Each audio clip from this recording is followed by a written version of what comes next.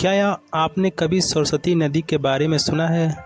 क्या आपने कभी सरस्वती नदी को भारत के किसी भाग में बहते हुए देखा है? क्या आपने कभी सरस्वती नदी की हकीकत पर सवाल उठाया है? क्या जानते हैं आप कि प्राचीन काल में सरस्वती नदी के रहस्य? इस वीडियो में हम सभी सवालों का जवाब देंगे और आपको नदी से जुड़ी सभी पौराणिक कथाओं और वैज्ञानिक जानकारी के बारे में अधिक से अधिक जानकारी प्रदान करेंगे। हम उन लाखों खो की खोज में निकलेंगे जहाँ ये नदी बहती थी और आप जानेंगे कि भारत की सबसे रहस्यमयी नदियों में से एक, जिसे कैसे प्रमाणित किया जा सकता है। अगर आप नए चैनल पर हैं तो प्लीज़ इसे सब्सक्राइब करें और नोटिफिकेशन को ऑन रखें। राजस्थान में अरावली पर्वत श्रृंखला के बीच सरस्वती नामक एक नदी का उद्गम हुआ। इसे अलकनंदा नदी की एक सहायक नदी कहा जाता है, जिसका उद्गम स्थल उत्तराखंड के बद्रीनाथ के पास है। प्रस्तुत नक्शे को माने तो यह नदी कच्छ के रण में मिलने से पहले पाटन और सिंध में से होकर बहती है। ऐसा माना जाता है कि यह नदी कई हजारों साल पहले अस्तित्व में थी। कालांतर में यह नदी सूख गई है या गायब हो गई है। सरस्वती नदी का सबसे पहला उल्लेख प्राचीन हिंदू शास्त्रों में मिलता है। उत्तर वैदिक ग्रंथों में भी इसका उल्लेख मिलता है। यह उन नदियों में से एक थी जिन्हें कभी हिंदू धर्म के अनुयायियों द्वारा पूजा किया जाता था। डाउन टू अर्थ की 2002 की एक रिपोर्ट में वैज्ञानिकों द्वारा माना गया है कि सरस्वती नदी हड़प्पा सभ्यता के दौरान अस्तित्व में थी।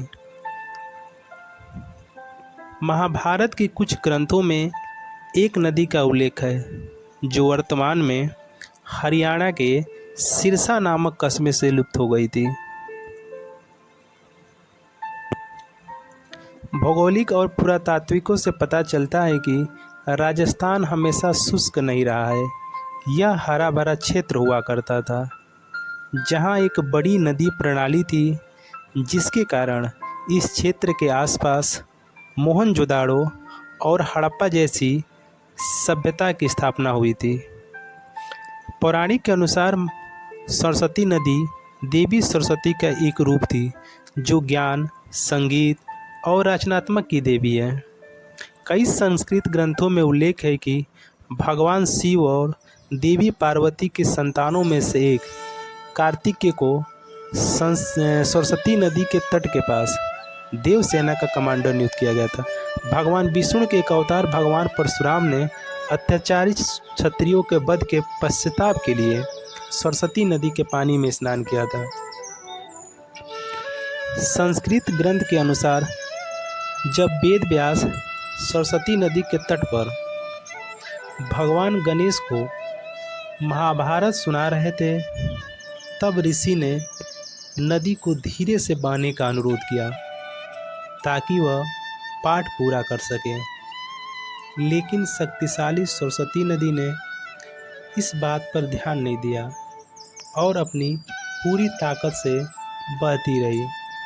इस व्यवहार से क्रोधित होकर भगवान गणेश ने नदी को श्राप दिया कि वह किसी दिन लुप्त हो जाएगी। पौराणिक ग्रंथों में कहा गया है कि सरस्वती जी का जन्म भगवान ब्रह्मा के सर से हुआ था, जिन्होंने पूरे ब्रह्मांड का निर्माण किया था। वो उन सबसे खूबसूरत महिलाओं में से एक थी जिन्हें भगवान ब्रह्मा ने दिया था। उसकी सुंदरता से मंत्रमुग्ध होकर ब्रह्मा उसके मालिक होने की इच्छा से भर गए। देवी इस बात से खुश नहीं थी और उन्होंने भागने की कोशिश की। इसीलिए यह नदी भूमिगत रूप से बहती है। ये तो हुई मैथोलॉजिकल बातें। आखिर सरस्वती नदी के बारे में वैज्ञानिक रिसर्च क्या कहती है? शोधकर्ताओं का मानना है कि सरस्वती नदी कोई मिथक नदी नहीं है। यह 12मासी नदियों में से एक है जो भारत के उत्तर पश्चिम इलाकों से होकर बहती थी। डाउन टू अर्थ की रिपोर्ट के अनुसार हिमयुग के बाद जिस क्षेत्र से यह नदी बहती थी वहाँ कुछ विशाल हिमनद थे। इन ग्लेशियरों ने राजस्थान और कच्छ के रण के कई क्षेत्रों में बाढ़ ला दिए। समुद्री विवर्तनिक गतिविधियों ने इन क्षेत्रों को जलमग्न कर दिया और मरुस्थलीकरण प्रक्रिया शुरू कर दी।